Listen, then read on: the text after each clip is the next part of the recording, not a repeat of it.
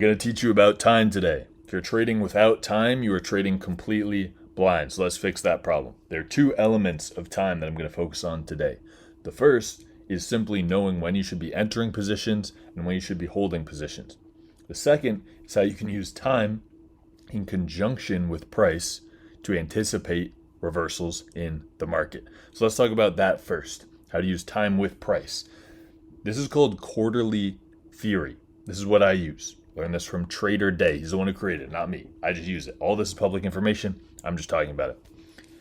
You can divide every segment of time, day, week, month, into quarters. Okay?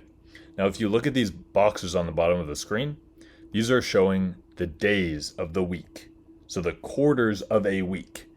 Now, this is the example that I talked about the other day, right? Let's start with how to use time and price in conjunction. That's the fun part, all right? This is something called quarterly theory created by Trader Day on Twitter. It's just something that I use as part of my system. Quarterly theory is basically the idea that you can divide segments of time into quarters, which reflect upon each other. This is extremely critical. This is honestly the truth of how the market moves. So I have an example of this on the screen right now. This is the example I used in the last video. It's a very intuitive example. These are the days of the week that I've shown with these vertical lines. It's also delineated by these boxes at the bottom, which I'll talk about later. So this is Thursday, a day of the week, reflecting on a previous quarter of that week, right? We disregard Friday. So this is quarter 4 of the week, reflecting back on quarter 3. Now, the reason this is important to understand these quarters, listen up to this part.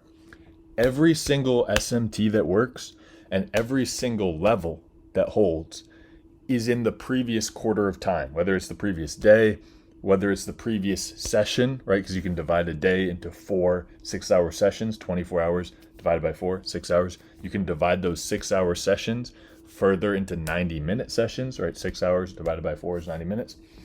Every single SMT, every single level you use should be a reflection on the previous quarter, right? So this is what I've delineated here. This red box, this is the level I used from the previous quarter. This SMT with the previous quarter. And this goes for higher ones, right? Because you can also have quarters of a month. There are 4 weeks in a month. There are 4 3-month quarters in a year, right? So you can go higher with this, you can go lower with this. This is how everything works. So that's just a short introduction to quarterly theory. I'm going to talk about this all the time in the future. So you can always just refer back to this video and I don't have to keep explaining what that is. Now, this box at the bottom is the only so-called indicator you ever need to be using.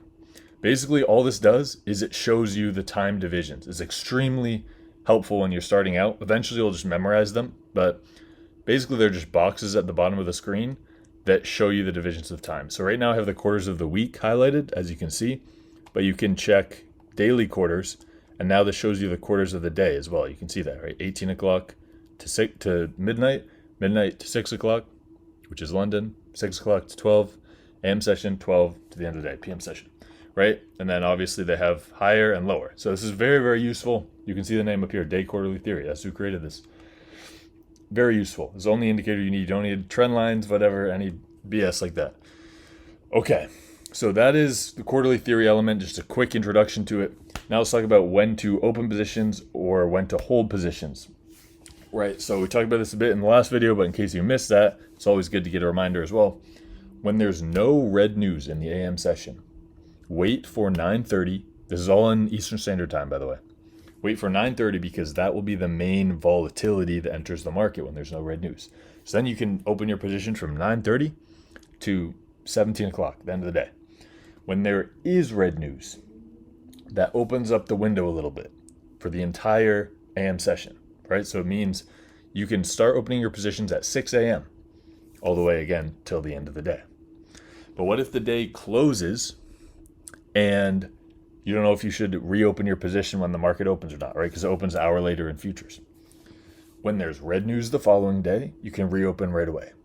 If there's no red news, again, you have to wait for 9:30 the following day, right? So that's just a little bit of nuance there that I wanted to talk about. But this is an overview of how to use time. Whenever I talk about time in the future and you're confused, refer back to this video. There'll probably be some good questions on this video, perhaps, that I can answer. So it should be a good compendium of information on time. Again, this is all just an overview, but it should be very good if you just follow the rules I talk about in here, you'll get so much better. And we haven't really gotten into anything yet. So, peace.